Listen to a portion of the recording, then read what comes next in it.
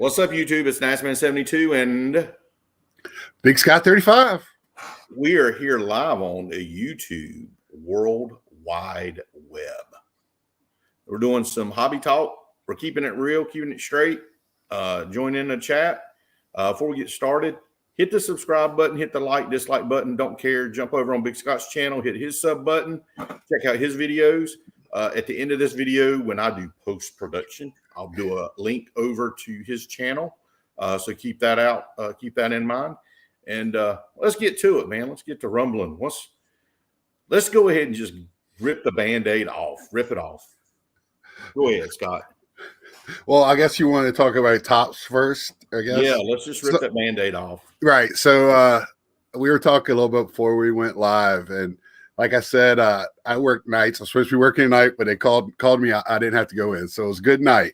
But last night I had a lot of time, and I hope nobody that I work for is watching this video to watch all the stuff that came out on tops. And I contemplated on doing a video this morning, but I was like, let me go to sleep for today and think about it. And luckily, you're giving me a little bit of a place to talk about it. And my first thing is that if you remember, like through this whole episode, what was the last stuff to actually start going up in price? Nats, man. What sport was the last one to start skyrocketing, like in wax packs and all wax boxes and stuff? Well, I'm a baseball guy. I'd say baseball. Right. So baseball. What was the first boxes to start coming back to and are kind of regular prices now? Baseball, right? Baseball, yeah. So I mean, they're still higher, but they're nowhere compared to what football and basketball are. So Fanatics buys the baseball brand, and you know, baseball collectors are hardcore. You know, the tops. I remember when football, they lost the football brand. I just don't remember much said about it or basketball. You know, people were upset, of course, but they rather have tops back. But I think what most people want is competition, not one brand. So you take tops away, which is a it's history. It's a baseball history, right? It is part. If everybody gets a chance to see Mike O's video on his tour of the Baseball Hall of Fame, right, they'll get a chance to see the tops cards that are in there. There's other ones in there as well, but my gosh, I mean, everybody talks about, you know, the 52 Mano and stuff like that. And the difference between what happened between Bowman and Tops was Tops beat them in the marketplace. Tops didn't come in with more money and buy a Bowman out. That happened years later after Bowman. Tops just beat them. So I think this is going to be more of a hostile takeover. And I don't know if Fanatics, we're going to call it a fail, but I just think, you know, when it comes about, people are going to want to buy tops, and unless Fanatics buys the name Tops, I just don't know if they're going to, as much as they're being reported on paying on it, I don't know what the payoff's going to be, because either they're going to have to come in at a higher price and a higher quality, or I don't know, because I don't know how, for me as a collector, I don't know how much I'm feeling about buying. Of course, I'm going to buy them, but am I going to buy? Tops has what, 70 checklists every year? Do you think Fanatics is going to have 70? If they do, are you going to buy all 70? Are you going to be hyped up about Fanatics bin baller? Let's yeah. Well, here's my reaction. All right. You said, give me the truth. This is when I first heard it, y'all, was his opinion on it. I don't think that they're spending this kind of money, and I'm going to agree, not a failure. I absolutely do not think they're going to buy Tops. I don't think so either. I think that they will sublease. If they don't make their own product, their own cards, they're going to sublease the licensing back to Tops, back to Panini, you know, whoever. Right. and that would be the monopoly situation. They're just essentially being the management firm for the MLB and the players union and the NFL and all these other guys. They're just managing all these card companies, getting them all on the same track. Yeah, and that's a possibility. I think that's probably more, and just in my opinion, I think the biggest concern is if I was a distributor, wholesaler. Mm-hmm. Fanatics does not need them. They have the largest distribution company on this earth already. Yeah, well, they're what, Amazon of the sports world. And Amazon is their distribution service. Right. I buy from Fanatics. It's the only place I can buy my size. So yeah, Maury, I think they do. I think they're going to sublease to everybody. I think it's nothing but profit. They're going to make their money. Their big target money on the sublease is going to be, and I got this from Snoop. He presented this in a conversation, and I'm like, it makes sense. Yeah, I've been hearing more and more people thinking that, and that's just we're all guessing. And 5 years is a long way. Eric last night put out a video late. He was just down in the dumps, those back pages, and he said he can't believe that Topps 70 years right now. So it'll be what, 74 years, 75 years when this is done. You just can't think that Topps just goes away. And they haven't come out and said anything, have they? None of them have. Right. So you have to think there's something going on, because they've also, they document it. They talk to NFL and some type of NBA stuff. So yeah, I've worked in the private sector, and I've been involved in acquisitions and mergers in the financial realm. I was there when Nations Bank took Bank of America over. Right. It wasn't a merger. That was a takeover. Right. Nations Bank took Bank of America, relocated the headquarters. Stuff like that's going to happen. There's probably going to be some people. It happens in every organization on this stuff, whether it's hostile or not. They're going to streamline stuff. They're going to get rid of duplication of services. I think it could be a really good thing for the hobby. There's a lot of people just down. I think it's just emotions. Right. I'm not down. It doesn't change my world. Yeah, I'm neutral on it, but I think it could be a good thing. Topps, everybody's complaining, but parallels. There's so many parallels. Topps isn't doing anything for designs. Panini's unlicensed. Well, technically they aren't. They are only unlicensed with the MLB, but they're licensed for the players. Right. So yeah, would that not be off the hook if National Treasures had a legitimate MLB rookie card product? Right. That would blow Sapphire. That would blow all that. That would blow all that out of the water. I can tell you right now, the way Upper Deck does their hockey. I know you don't do hockey, but they put out beautiful product. Their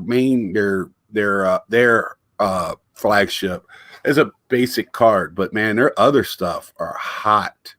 The way it sounds, it means like Panini won't be able to do it after 2023, I thought, but maybe it's 20. I think it's 23. Yeah, they're done. Yeah, Topps so couldn't do it. So right. Well, Topps can do NFTs. I don't know what Topps can. Well, they snuck in on hockey with stickers, hard cards with stickers on them, because Upper Deck didn't have that on their license agreement, so they could make those. So Topps is sneaky, but I can't see. The telling thing is going to, because Fanatics already, I kind of did this. I was watching About the Cards live last night, and I put on there, and they didn't really address it on the show, but a couple of them addressed it in the chat. Already, Fanatics has deals, licensing agreements with all MLB, NFL, NBA, NHL, colleges, everything for apparel and memorabilia. So it's not going to be hard for them to get other licenses. They already have it in. And they do well. and they given MLB and NFL now part of the pie. So they so how hard is it going to, if they start making college cards here in the next year or two by themselves? I think that's going to be the first sign of, well, they're just going to force them all out. They're doing it. So, and that's going to kill Onyx and Leaf and all of that. Yeah, and I think, but they'll go back to Leaf. I think there's a real possibility they'll go back to Leaf, and that's just pure profit. They're going to say, "Hey, I like what you've done, kid. Right. Here, go make something," and that ain't nothing but straight pure profit off of that Right. stuff. Yeah, and I'm just and if they sub out that, because that's what I'm interested. Okay, what's their next step if they start all of it? Because they hired the guy from Slab Stocks or whatever, the shoe company that went to do cards. That's their guy that's going to run their card division. Wouldn't you want to pilfer somebody that's in another card division, not a guy that's doing Slab Stocks or whatever? Well, let's remember the owner of Fanatics 6 years ago slammed this hobby. Slammed it flat out, thought it was a joke. What's changed in 6 years? What's the biggest thing that's changed in 6 years? I also know that the rumor is he tried to purchase Topps, I guess, at one point, and it didn't work. And I'm wondering, like, are you doing this out of spite now? Because all this is a strong arm tactic. They got more money than Topps, so Topps couldn't. They had a chance to purchase to match it, and shame on MLB to not open it where, okay, well, Fanatics, you have this, and Topps, since you've been with us for 70 years, you can make 4 licensed products or whatever, so that way you can continue on with the history portion of it. So I don't know. I just don't know. I don't understand, because MLB is supposed to be, oh, we love the history of our game. Well, you're not proving it with this, They didn't prove it with the Rona when they were doing contract renew. Yeah, it's money. It's all about money. Well, they want to have more playoff games, and which is fun for the fans. But the MLB makes their money out of 2 things. One is like apparel, hats, jerseys, souvenirs, stuff like that from Fanatics, places like that. Not necessarily at the ballpark. Because, we all know how expensive. You're paying 3 times what it is if you just pay it off. And Fanatics is high already. Yeah. But you got they make their money on TV rights in October. That's where they make all their money. Well, they also, the local teams make money, but they got to share some of that. Yeah. The MLB themselves, the guy that, what's his face, is he's one of the highest paid people in the country that's commissioner. And and everybody's like, oh, they only want to have one contract where they only got to deal with one people. It's just a card thing. And that's BS. They came with this uncrazy amount, because you got to think, if there's 4, 5, 6 companies that are willing to pay portion of that, or even you can get more money out of it, but they offered them, what did they say, 5 times, 10 times? StockX, thank you, Amari. It's I just you don't can't turn that money down. You can't, right. And then you give them a piece of your company. Basically, you turned around and then gave MLB and NFL. It's kind of like, I don't know if you can do that in any other business. Like, then that'd be legal. Well, there's so much shade. There's so much shade with the MLB and the way they do things that, the government, the federal government, we got a lot more important things to look at than baseball. Right. And baseball cards, right. But if any sport needs to be looked at financially, the way they do things, right, baseball. If you just take, and I know you do, just take the time to know the background, with the way how they're able to get away with stuff when other sports can't. Well, I'm just glad baseball's not going to go away. What, the last year or two, because with what happened last year when they shut down the minor leagues and it came out like these guys are like got to go on, food stamps and stuff because they don't make enough money to begin with. And then you shut down their livelihood, and now they can't. It's not like in the olden days where they had to get a job. They really can't because they got to, be always practicing. And so if you want to be in the majors, you can't slack off. And before that, they were closing minor league teams down. MLB went to them and said, your facilities are not good enough. They're not up to our standard. Either build a new one, upgrade it to what we want, or we're moving the team. Right. And that's what happened here in Kannapolis.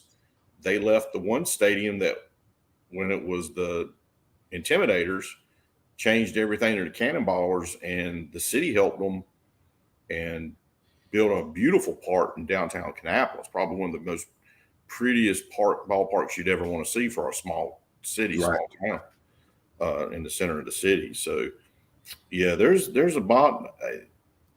I just wish there was more content out there than everybody being negative on it. Right. I don't think it's my positives are they got a lot of money. Let's see what they do. Yeah. We've been complaining. I've been complaining. I can tell you that Topps sucks right now.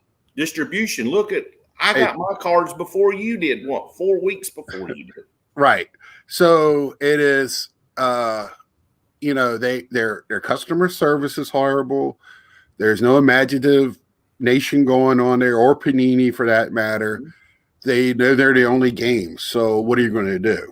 And I've brought this up many times. So I am optimistic that Fanatics has been listening to the collectors, and the only problem is going to be the name recognition. What are they going to call their stuff? The shinies. I really, somebody said the Fanny Fanatics. It's like you can't have Fanatics on the card. It's just too much. Yeah. So, I can't see them calling their card company Fanatics. And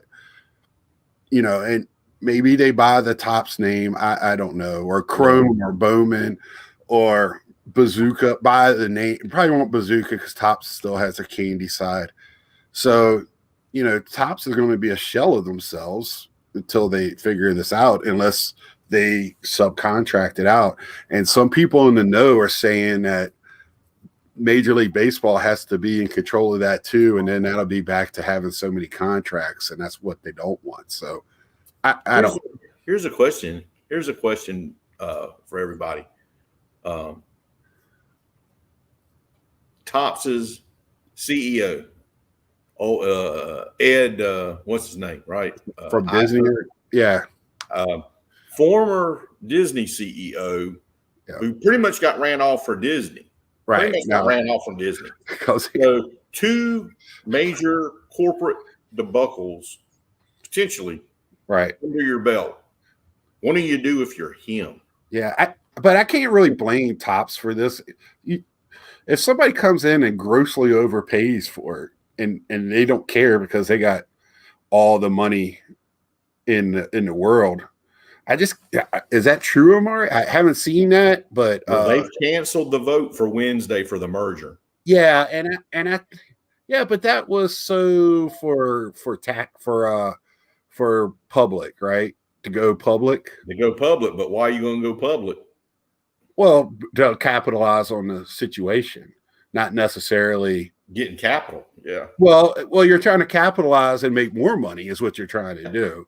And that way you are set up for, because they've done it before and it came back. They did it in the height of the last time this craziness went on. Because I was sitting there last night and I was like, okay, late 80s, 90s is called the junk era. But what came out of the junk era? Some of the prettiest cards you've ever seen in your life, the prettiest insert, the cards that people our age are looking for, right? The medals, all these inserts, the furnace blaster and all this stuff, the one that looks like a fire glove, all these pretty inserts. Laser beams. Yeah. And now we get 70 checklists from Topps. And I was thinking last night, and none of them do a thing for me other than, oh, it's a new thing from Topps. I got to get at least the Mets set. I was looking at the Chrome Mets series last night. 3 of the 7 cards are guys that are not even on the Mets team to start the season. Wow. Andre Jimenez, Rosario, and Wilson Ramos. So, and then you have Noah Syndergaard, who hasn't played this year, is on the set. So you have only 3 players out of 7 in the checklist of the base cards that are even on the roster. Pete Alonso, that's an excellent point. That's an excellent point. And that leads right into Panini with these relics, what they've done. Where did they pull these jerseys off from?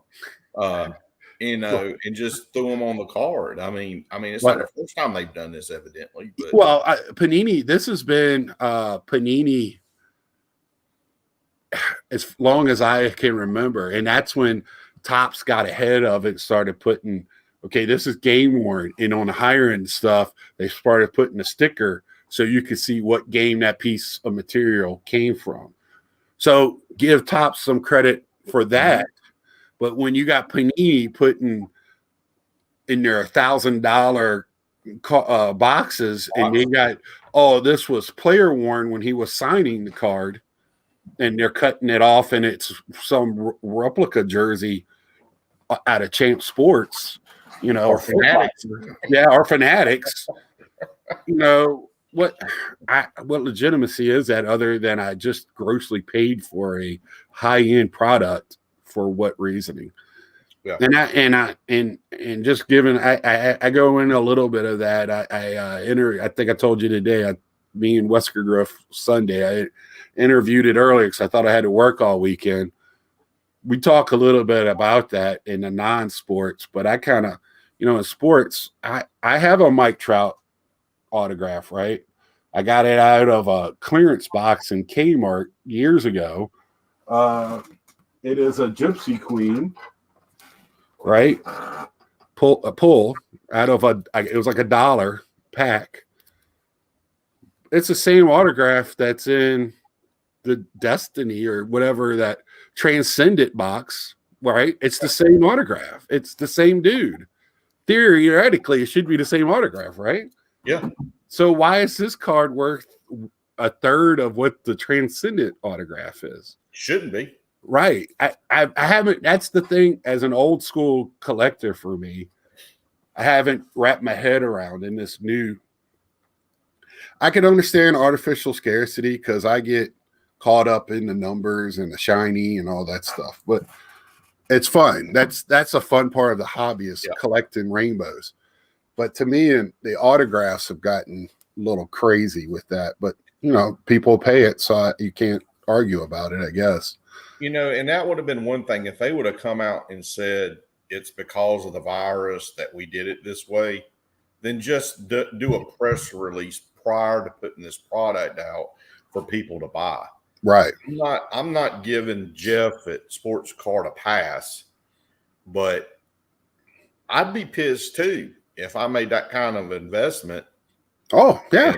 I mean, he's got every right to be upset. And but you ought to know the history. Disagree with that. Imagine if that was your money. You should know the history, though, of Panini, right? And this isn't below what they've done in the past. I mean, buyer beware. I hate that saying, but it is. So if you look at it and just go, well, this isn't the first time. They've been called out on it before. You just got. I stay away. Well, I don't really collect football, but even when I was collecting football, I stayed away from. I don't collect much material cards anyway. And I like them. Now, if it's a big chunky patch, it is eye appealing. But I'm an autograph guy. I rather save that money for an autograph. But I picked up some here and there, but I stay away from Panini for that various reason. Because was it a Panini Joe Namath card where they said was an auto pen? I wouldn't doubt that's coming out more and more. That's happening. Yeah. So that's the reason. And you're hearing more and more of secretaries signing and assistants, and Dak Prescott and his mom and everybody else. I mean, Look, hey, look at Snoop. Snoop, you want on here? I'll throw a link on there for you, bro. Yeah, OX. So that's about all I have to say about Tops. It's a wait and see. I think it's going to be some good, bad. It's all winning cures everything. So if they come out with a good product at the beginning, that first product, they get it in the right people's hands on the social media, it'll sell. Yeah, it's gonna, there's people making a comment. I'm out. Yeah, I'm not. No, It's it sucks, but it's change, and it could be all this could be positive changes. Honestly, I like the idea that Ziggy has. I don't understand why somebody just doesn't. You can go on and do a free petition. Do a petition, right, to MLB and the Fanatics, and let's put in there, hey, this is what it is, and just pass it through the community. Put it on, people put it on your channels. Go to this link and sign the petition. This is what we're looking at doing. Because I thought about doing it, I just hadn't had time to do it. But I'm with you. I want to wait, and we don't know. It's weird to me that Topps hasn't came out and tried to get ahead of it, right? Or at least put out any statement. Nothing, and it's been 24 hours. Well, and I read that thing yesterday, and I keep going back to it's being reported. So I don't know how factual this is 100% just because we keep repeating it. So everybody could be getting fired up about nothing. Right. And we don't know exactly what the agreement is. You said it before.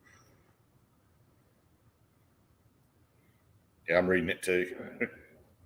Yeah, Mari, I'm with you on that to some sort, but they're still pushing them out, man. Somebody's buying them. I mean, my issue with NFT, who actually, I think that's a slippery slope. I mean, who you're taking a picture of something electronically of a picture, and they're selling on eBay. So the person who owns that picture originally, are they getting paid? Are they being compensated? Well, like Topps, they come out. Who holds the blueprint, the electronic well negatives? That card is only as good as long as that website is running. So when they decide that they don't want to do that and it's not profitable anymore, what was the card? What was the Topps? They've done several. They've done several things that have gone away. They've done it in wrestling and they've done it in baseball. Yeah, it was baseball. It was baseball. It was in football. It was. Well, they got Bunt now. That's been out for a while, or something like that. It came in a case. E-Tops was out, and you could get physical cards. Right. See, that's cool. That's what Upper Deck does. You can open packs and actually get physical cards, and they'll send them to you.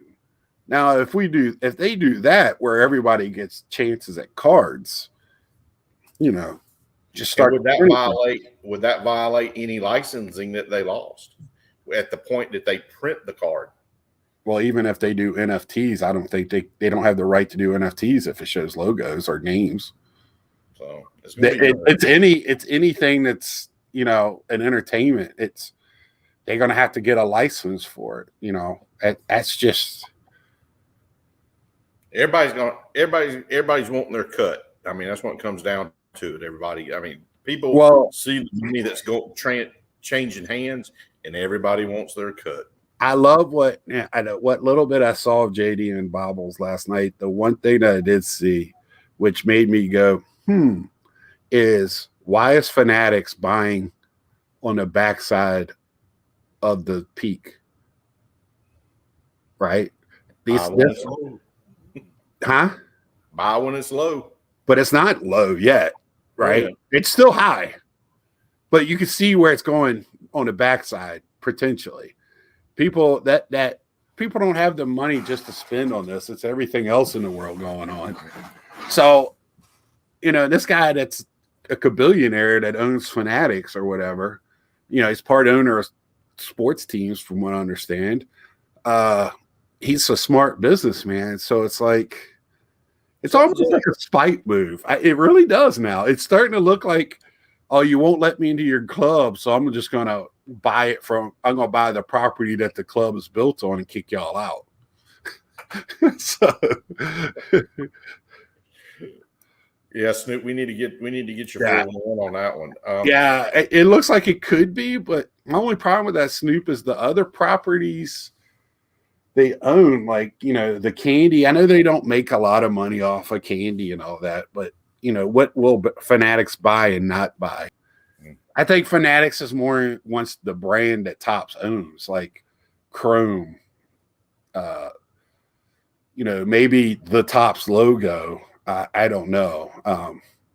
So that to me is kind of like, but we'll know as collectors. This is a Topps. Yeah, you're gonna look on the back of the card. It says Topps made by Fanatics. Brought to you by Fanatics. Fanatics could be in that little really small font, but I've got to use this right to be able to read if it's a short print card. Yeah,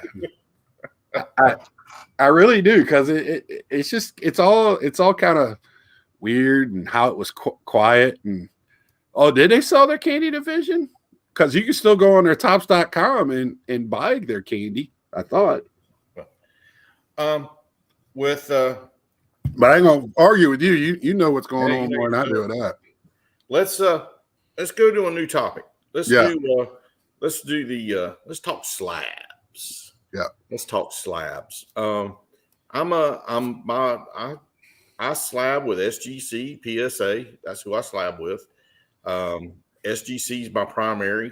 I flip those. I got them for PC for both. Yep. I just recently, this week, got a 65 card PSA order sent home. Now I've got 3 other orders still sitting at PSA that I need graded, that I'm keeping with them. But I had 65 cards I'm sending home. Is it too late for those cards now? As long as it's not in grading, you can have them sent back. You're getting them sent back to you before they got graded. Okay. Yeah. Okay, I got you. I'm with you. I have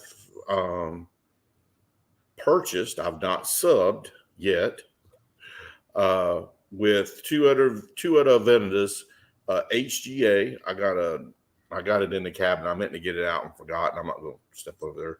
But it's a Jordan Alvarez rookie card, Sapphire, and it's an SGA slab, and it looks good with the flip on it. I'll be honest, it does. It looks good. I'm not impressed with their case though. Right. But I did go out and got this one, and probably 95% of the videos I've seen with a positive reaction to this brand is seeing it on camera does not do it justice, and that's the most accurate thing I've heard. I'm impressed. I like the case. I like the feel of the case. I like the emerald green refractor look around the block of the number. I can get past this font stuff. I know why it's there.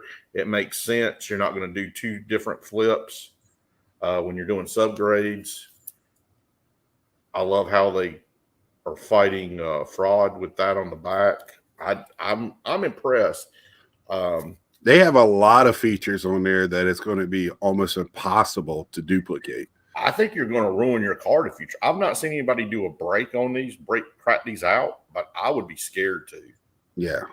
I'll be honest. And how many tints have you seen in videos? One. They're tough. I could tell you, I just got back a 50 card order. What's that? Maybe too tough.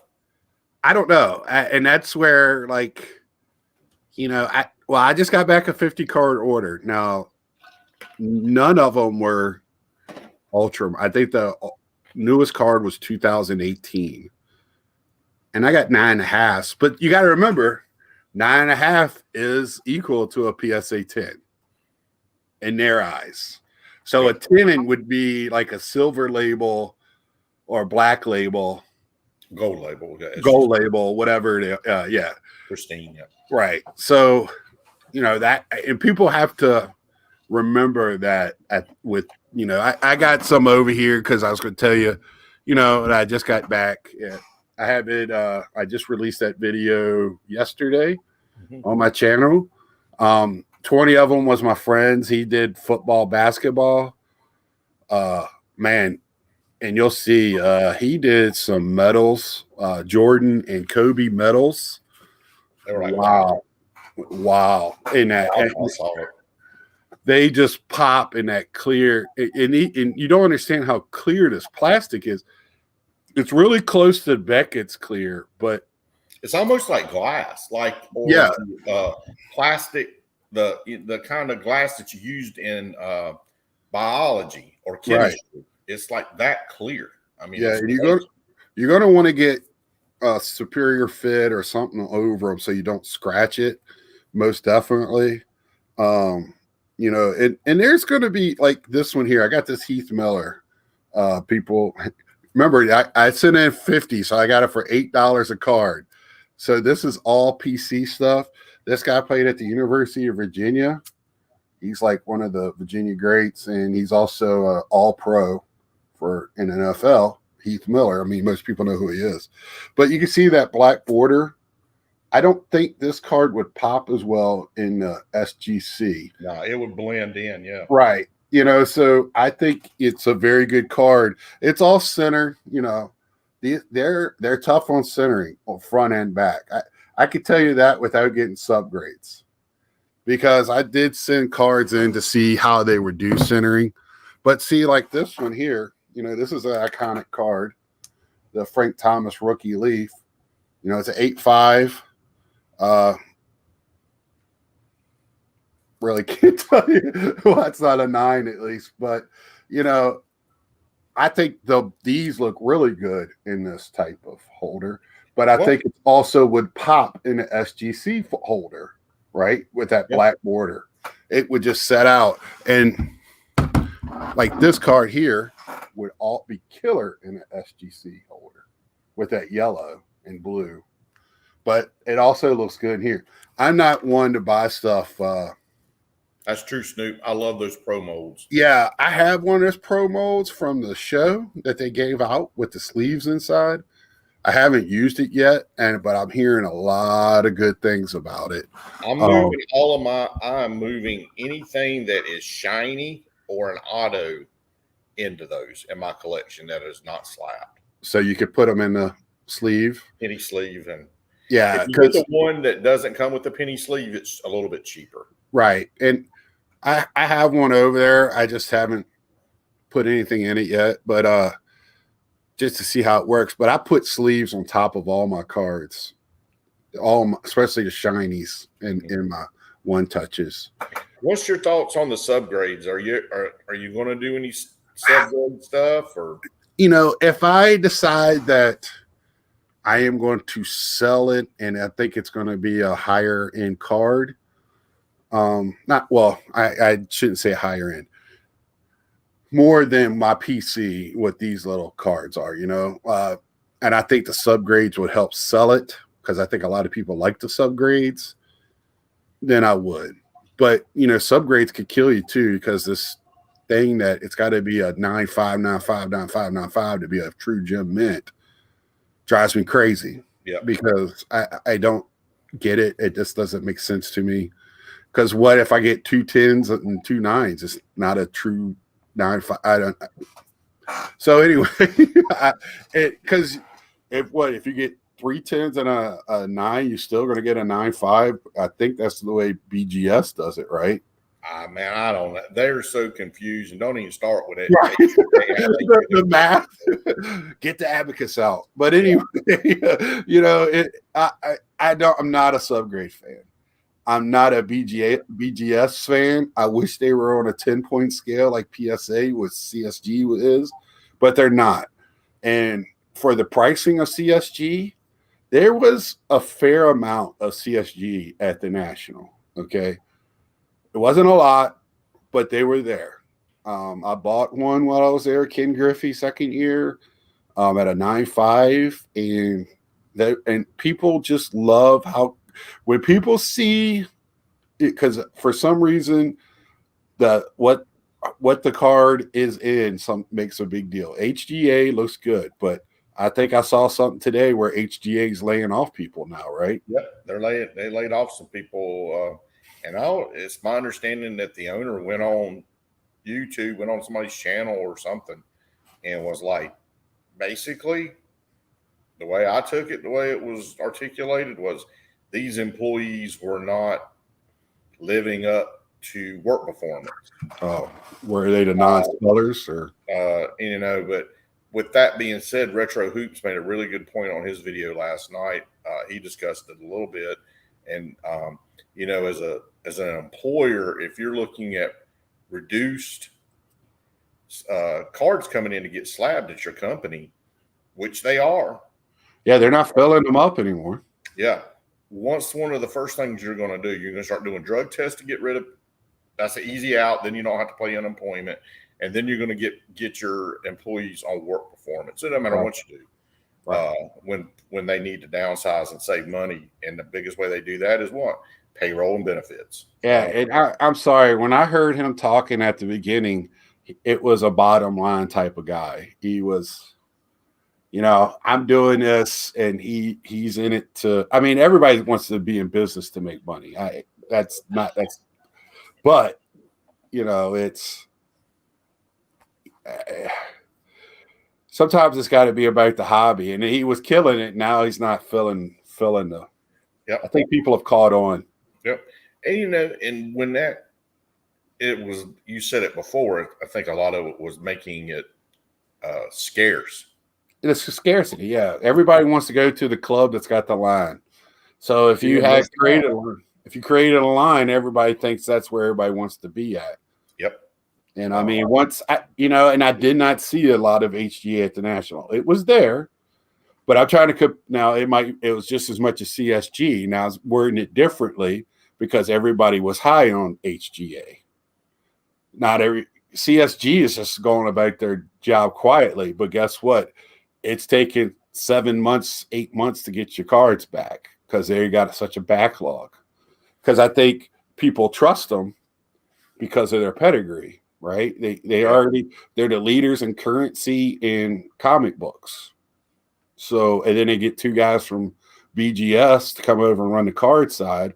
Why wouldn't you trust them? Mm-hmm. But you're going to put your trust in HGA because they got a pretty slab. That's, thanks, JD. Sometimes I got a good one. I'll get one every once in a while. So when you were at the National, and we've talked about you being at the National and stuff, and you brought this up about seeing cards. Mm-hmm.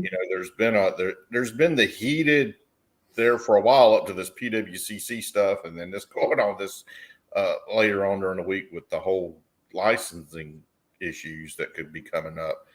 The main argument was SGC was not really moving or seen, nor was anybody else, at an even lower rate than SGC.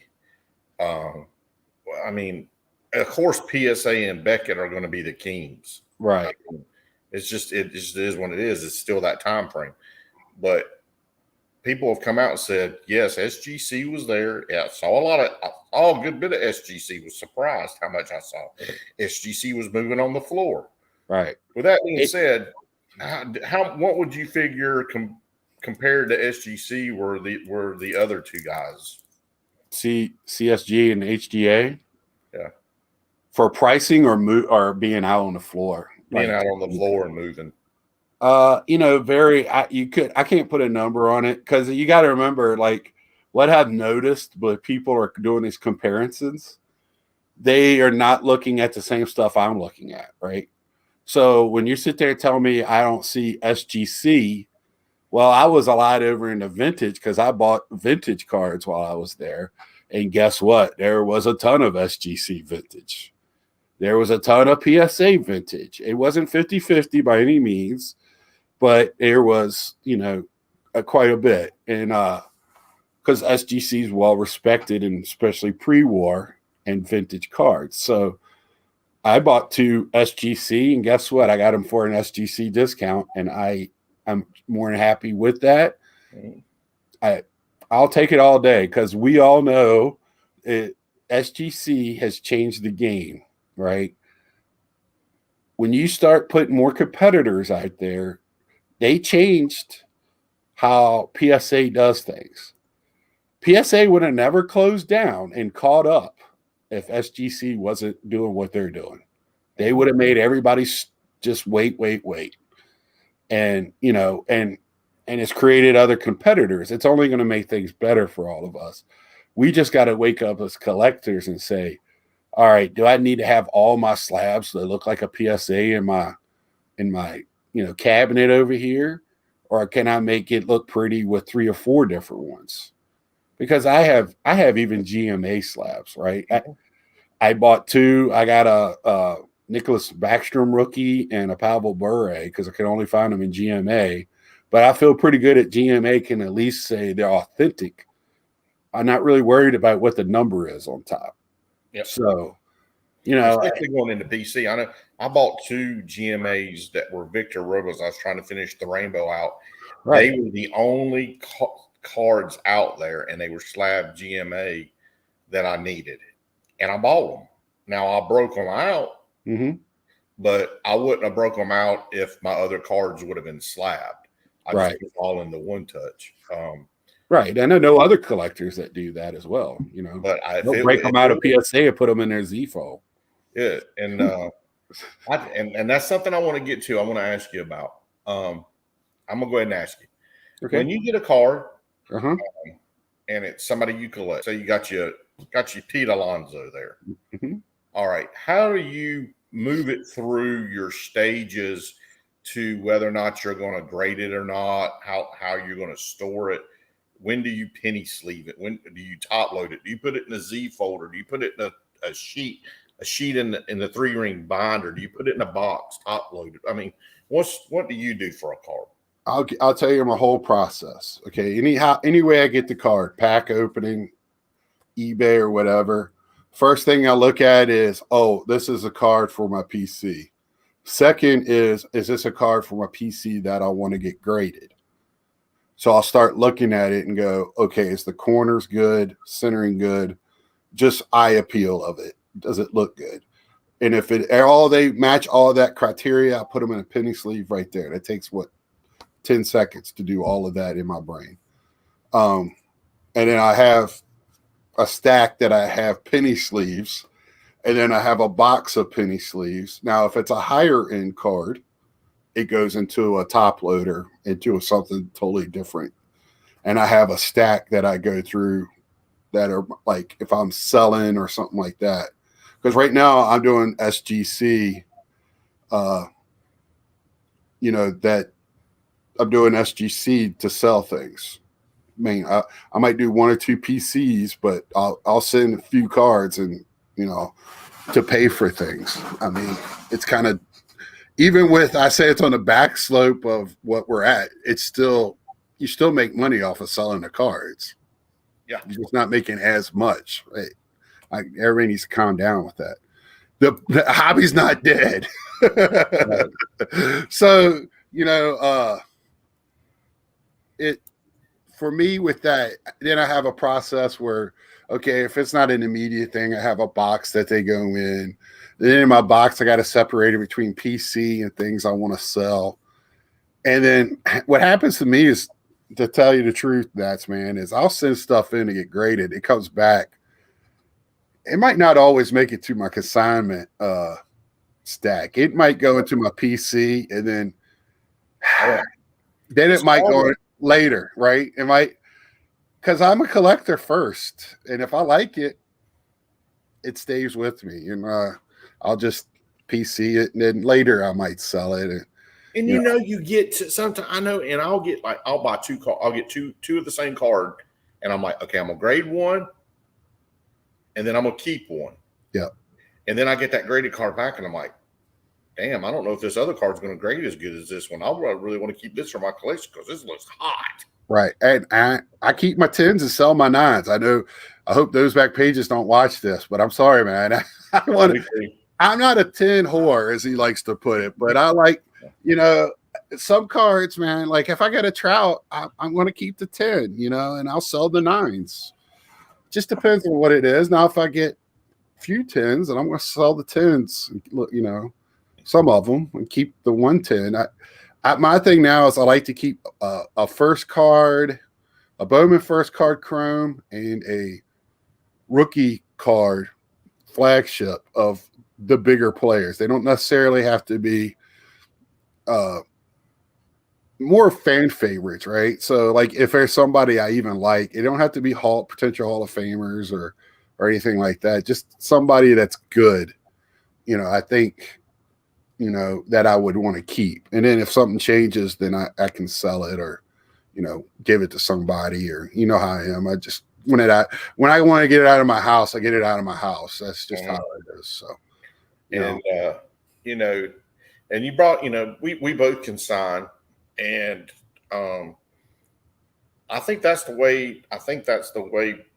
Folks may gonna end up having to go, just between the tax ramifications, fees, all that kind of stuff. I know, you know, our consigner one, I think, was 15%. I think. Yeah. And I can live with that. That's a heck of a lot cheaper by the time I'm paying eBay fees, PayPal fees, store fees. I can tell you, I've been doing good this month, so I'm not complaining with anything. Me too. I'm like, I send a text. I'm like, I got a box. I just got to get it out in the mail. I got to get it out in the mail in the morning. And then it was like, I've already sent him one. And he's like, you're sending me more? I said, yeah. And these are some big boy cards that are slabs. Yeah. I mean, it's just, you know, and he loves doing it. And he told me that. And I don't, you know. I list cards on Sports Lot every night, and I actually do, if I keep up with it and do my, you know, 150 cards a night, then usually I will sell enough every month to buy whatever year's set of Mets I'm looking to get. So, and then some.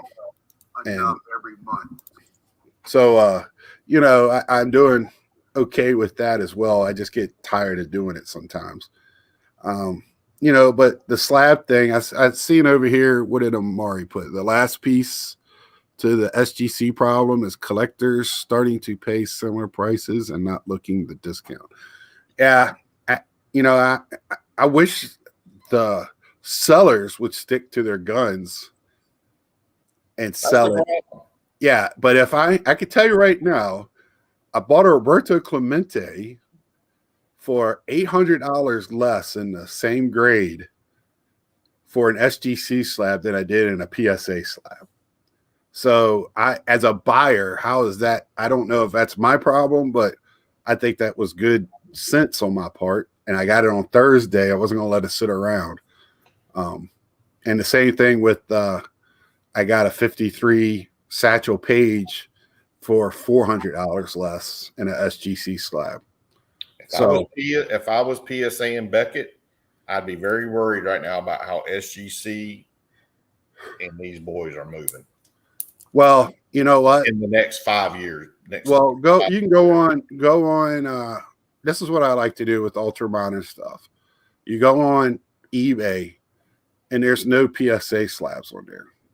And you know eBay and PSA have a thing, right? So when you look up cards, if you don't put SGC or CSG, you almost never get those listings for whatever reason. Manipulation. And it's sad.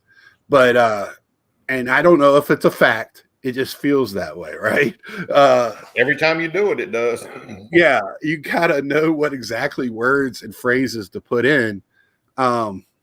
So, you know, I think this is, like I said, SGC is doing the right things. They did the right things at the show by not grading there, but they were entertaining, interactive, and they had a large group all the time at their getting their name out there.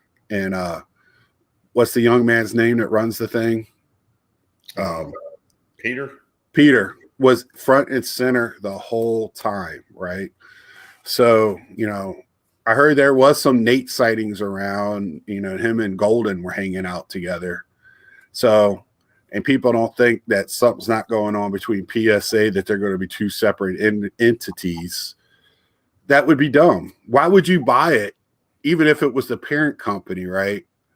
If you didn't do, like, if you send your raw cards to Golden, or even you have SGC cards and you want them reholstered as PSA and they'll sell better, you don't think they're going to have some type of deal going on? Yep. And then it's all quiet. SGC too, I would think, because PSA, for me to want to send a SGC card to be reslabbed at a PSA similar grade or higher, I damn well better be getting it. And if you're going to reduce it, I'm not going to send you stuff. So exactly. That should bring the value of SGC and CGS cards up. Yeah, and I mean that's a good thought. I mean, I just wish people, because CSG right now is lower than SGC, right? Yeah. And I mean, they just got to make a name for themselves in the hobby. And it's not that people take dollar amount to, oh, they aren't trusted. It's not that. It's what it is people want PSA slabs because that's what they have. Collectors want to have all the same stuff. When they open up their box, they want to see nothing but PSA slabs. Or if they're CSG slabs or SGC, whatever it is, I don't care. We're the weirdos. Yeah, I don't care. I like I said, I am new to the slab game. A few years back, maybe, how long have I been living over here? About 5-6 years. Okay, I only thought PSA because that's the way it was talked to. And then when I started, I learned. I told you before, SGC is how I found you. I found you, Bobbles, Guns, now JD and other people. And I'm so thankful for that. And it opened my eyes. So when CSG came out, and I'm like, why is people poo-poo? This is not they're a new company to sports cards, but they're not a new company by any means. And they're well respected in other grading platforms. But you'll stand in line at HGA and fight for 4 hours to be in a queue to get your card slabbed by a non-hybrid company. Yeah. It just didn't make any sense to me. And it will. They'll come up as more cards get out there. They're going to be hitting the market. I've seen big boxes being handed into them at the show. So, yeah, CSG. I'm waiting on you, JD. You got anything else, man? We're running almost an hour. You got any? No, we talked about tops, and I think PWCC is a non-story. I just think eBay wanted them out, and they just used that to get them out. They all shill. They don't shill. The only person they'll be selling is JT. So They got rid of all the shillers. So I mean, that was a spite move too. That was all that was. Yeah. You can't break up with me first. I'll break up with you first. Exactly. That's all that was. And and it's such a joke. So, hey, mate, let everybody know when your video's coming out with Wes. Yeah. So I got a Let's Talk with Wesker Griff. It's a long one, 1 hour and 20 minutes. We talk a little bit about the National because I'm trying to put the National behind me. I want to move forward. I'm not upset that it's over by any means. I'm looking forward to my CSA. I wish I was at the Dells this weekend, Wisconsin Dells, but I got to work. So, there's always the next thing, and that's what I look forward to. I don't want to look back. And that was such a great time. So we're going to be chasing that dragon at the next one, I guarantee you. And, he and I collect very similar, where we're just not in sports cards. I do Star Wars, video games, comic books, and he does vinyl, pops. Well, I do pops as well, figures. We do a lot. He helped me with non-sports autos, and now he's become a source for me. And we talk a little about that as well, and we just talk. We talked before all the breaking news, so I had to record it. And so you're not going to see. You want to see a video that doesn't talk about tops or PWCC? This is the one. and I talk about the hobby. We don't talk about much sales, any of that. It's just hobby talk, and two guys just shooting the bull, you know, and having fun. And there's a pause button, so I don't expect anybody to sit down and watch it. And I got good news that no, you're good. I understand, JD. I'm just messing with you. The big thing for me is what was I lost my train of thought. Is the hobby itself is big for me, and this changes. Let's just wait. Before everybody starts jumping off the cliff. Let's just wait and see what's going on. Yes, I am, Snoop. I can't wait. That's also going to be my birthday around that time, so I will be there. Hopefully, I think I'm meeting Bobbles, and we're trying to get this man to come up there as well. So. I don't know who that question was for, but I will be there, Snoop. So hopefully you'll be there. I just got to put in my time. So yeah, there you go. Yeah. So I love that show. You know, it's a big show, but not overdoing it. It's not a national by any means, but it's a great show. More vintage, a lot of vintage. So. I wish I remember my thought, but I guess it wasn't that great as I thought it was. What day are you going to release your video? Sunday night or Sunday. I usually release my videos on the mornings, 9:00. So that way you got, it'll be on your feeds and whatnot. And I'm trying to do every other week with somebody in the hobby, and it might not necessarily be a YouTube guy. I did my LCS owner a couple weeks ago. Cool. Y'all laid back. That was pretty cool. Yeah, he's a great guy. He's great for the community, for this area. If you want any information, you just go. I have his text, and we talk, and he wants to see my hits. And man, he's a great guy. He's a great. He loves his vintage, and I'm trying to get him out of the PSA thing. Like, hey, there's other stuff. So he might be doing some CSG with me as well, and he might be giving me some stuff for SGC as well too. But every other week is me just doing a quick blurb, and then every other week I'm going to try to have some hobby talk with somebody. I'm going to try to get an actual dealer that's a friend of mine that does shows. And I'm even tinkering or having a thought of broadcasting live from local shows and interviewing people. I got you, Snoop. Yeah, fishing. Interviewing people at the show with purchases about what their thoughts are in the hobby, like almost a man on the street or man at the show type of deal. That'd be cool. Right. And I think that'd be definitely different. I think. I mean, people broadcast live from shows, but it's usually they don't talk to people too much and get their thoughts. They run right past the cards. You can't even see them. Right, and I know most of the dealers here and guys that run the shows, so I'm really thinking hard about doing that. And there's an actual card collecting club in Minnesota that I would like to talk to those guys too. So there's things I got in mind to do for the Let's Talks that it's just not me and my beautiful face every week. So it's all good, man. Well, thank you for being on here tonight. Y'all, if y'all will go over to Scott's channel, hit the subscribe, check out his videos, like some of them boogers. I remember what I want to say. Thank y'all for everybody that's subscribed. You got me over 400. I forgot. There you go. Yeah. We're getting there. I forgot. That's what I was trying to get to. Yeah, we're getting there. And I want to say thank you to my new subscribers. I'm building up, so thank you.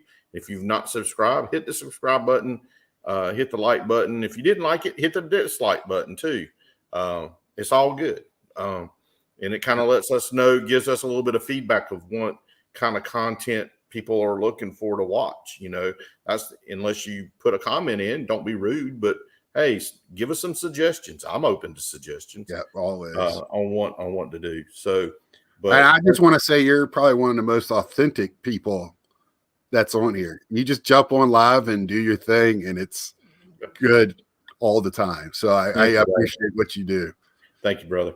And y'all make sure if you're a content creator and you're on here tonight, check out some of these other channels that you're not familiar with. Go on there and look at their stuff. We've got to support each other first. We got to, like Eric says, we got to share knowledge. We got to build friendships and relationships. And that's what the hobby is. It's a community effort is what we need to do. So remember, I don't have any cool music. I should have got you to play your cool music for us going out. But always remember, keep your head up, your eyes up, head on the swivel. Deuces. We're out. #to the South.